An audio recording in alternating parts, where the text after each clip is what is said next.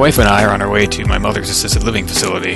She has Parkinson's disease, an incurable degenerative brain disease. We visit her every Sunday. I wish I had more time to spend with her, but honestly it's difficult as these visits depress me greatly. This is just one of the harms parents do to their children. My father never foresaw that his smoking would lead to emphysema that killed him in his 60s, leaving my mom alone and unable to take care of herself. My only sibling passed away from a heroin overdose over a year ago, so he's no help. But honestly, he would have just made things harder.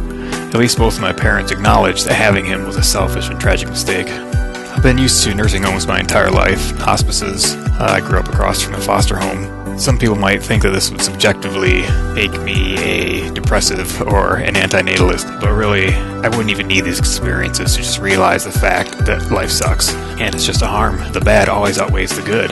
Everyone knows what happens when you die. You don't have to have it rubbed in your face like it was to me. I was also an atheist early on.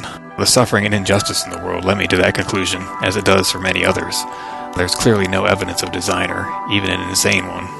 Probably the day I realized I wanted nothing to do with this was when I was about 8 years old. It was a very cloudy day, and cloudy days always depressed me, so it stands out more in my mind. I walked in from school, and my mom told me that my first pet, a goldfish I named Charlie, was dead.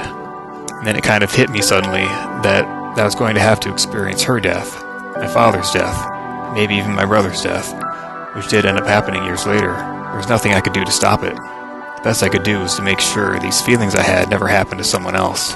I think it was Tolstoy who made the argument that the death penalty is unethical, because forcing someone to count down the days until their certain death was agonizing psychological torture, and that can be worse than just simply murdering someone. Yet that is what parents impose on others. We know it's coming. We know our bodies will fall apart, and death is a certainty. Why would you do that to someone? It never made any sense. I didn't have a name or philosophy to attach to this understanding until my Philosophy 100 class in college. I suffered through the incomprehensible stupidity of Kant and others until my professor finally started talking about Arthur Schopenhauer. It was a real revelation to me to find someone who finally got it right. This is when my study of philosophy truly began.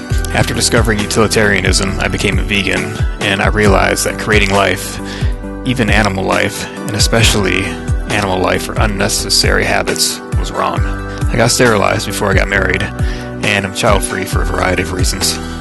My parents never seemed to enjoy it very much. I never understood why they created me.